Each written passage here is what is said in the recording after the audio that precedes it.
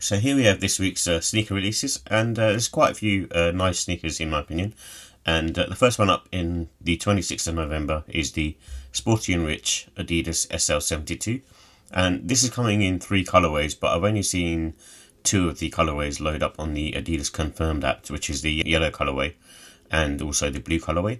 However, I think there's also a mint sort of teal colorway, which probably is a Sporty and Rich exclusive. So if you are interested in these, then they're probably going to be available on the Sporty and Rich website. And also on the 26th of November, I've got the Nike Air Max Waffle SP Triple Black.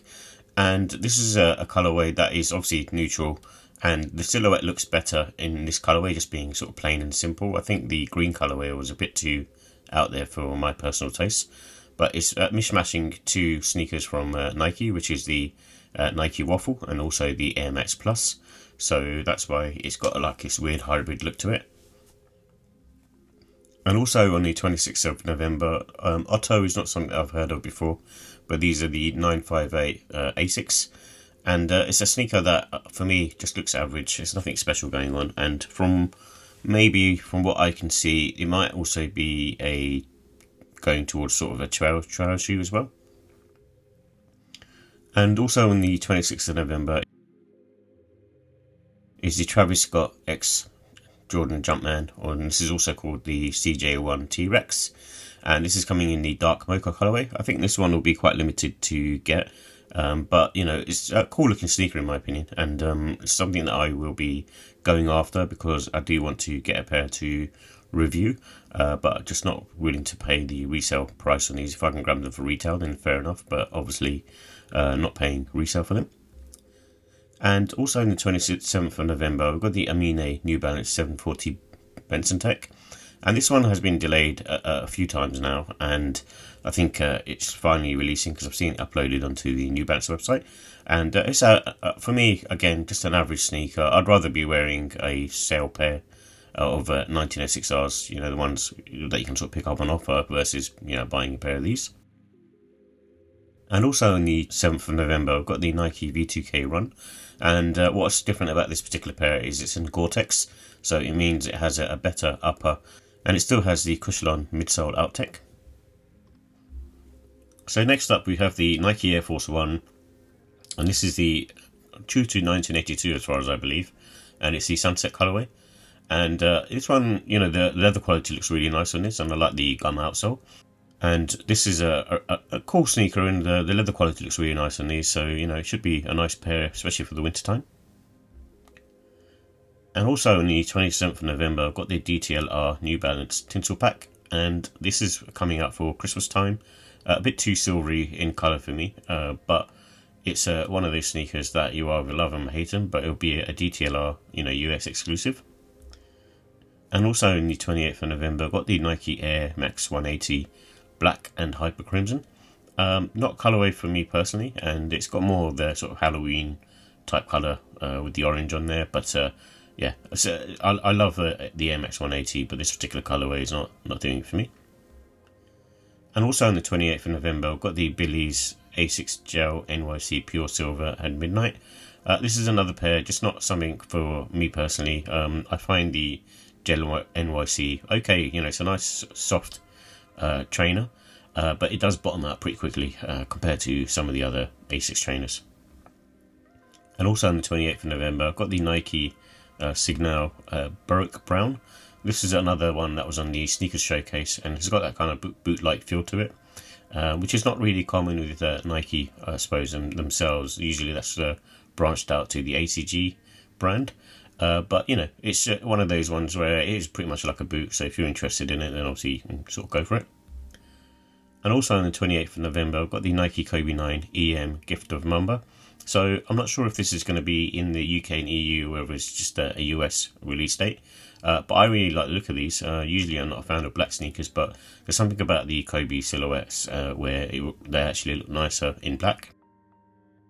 And also on the 28th of November, I've got the Nike Air 180 Baltic Blue. And this is another colourway that I'm not personally a fan of, but I think it's nicer than the Hyper Crimson colourway because it's just got those classic Air Max detailing, you know, on the leather panels where you can sort of see them clearly. And also on the 28th of November, I've got the alternate What the Dunk Nike Dunk Low, and this will be a GOAT exclusive.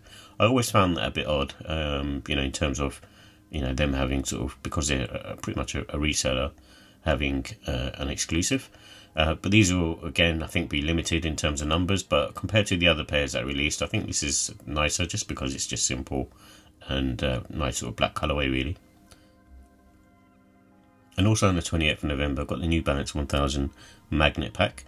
And I actually don't mind these, they're really nice for winter time. And the New Balance 1000 is a good sort of comfortable sneaker on foot. Probably not as comfortable as, say, a New Balance 993 or a 1906R, but still very nice and very good for sort of the winter, autumn time.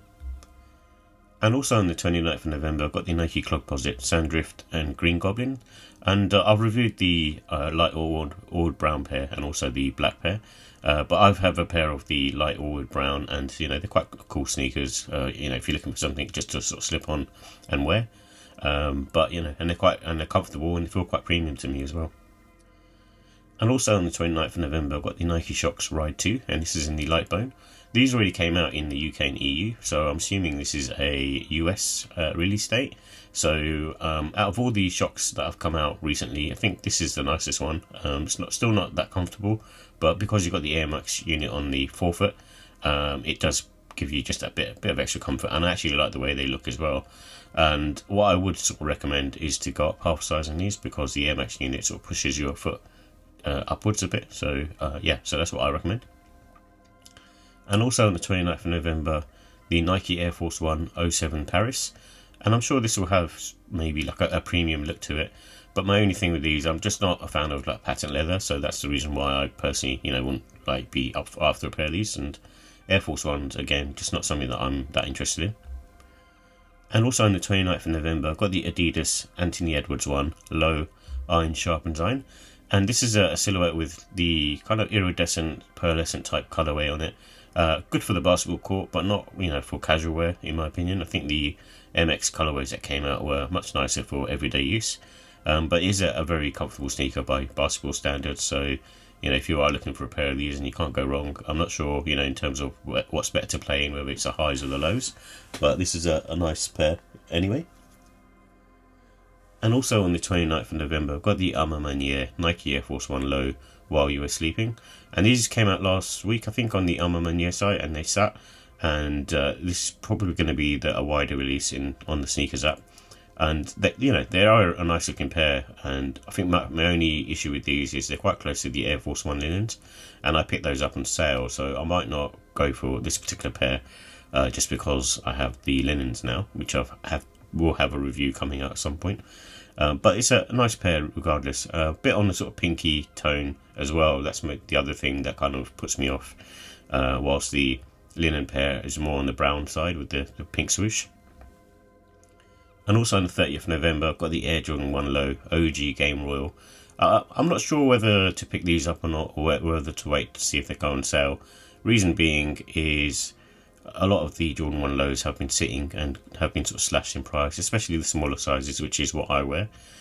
So I might hold out and wait and see if they go on discount. But the only thing with these is I don't know how, because I know Nike are pulling back on the numbers of what they're producing in terms of manufacturing. However, I think with this particular pair, I don't know if it's still going to be sort of too widely available, and how popular it is as well, because it is a really clean colourway and got the Chicago colour blocking on it. And also on the 2nd of December, I've got the Lil Yachty Nike Air Force 1 Low Concrete Boys. This is a sneaker that I'm just not a fan of. Me personally, just not really into Air Force 1s anyway, and it has to be a really cool looking Air Force 1 for me to go and grab a pair. But this one just feels quite sort of basic to me. So, but that's my opinion on it. And also on the 2nd of December, I think this is a US date, and I think it's exclusive to women as well. And this is the Air Jordan 4 Net. Just not sure. I think I've raised this before, but just not sure why these are releasing. In all honesty, they just look weird and just a bit too out there. And a Jordan 4 is a classic silhouette, and pretty much ruined it with producing something like this rather than improving it.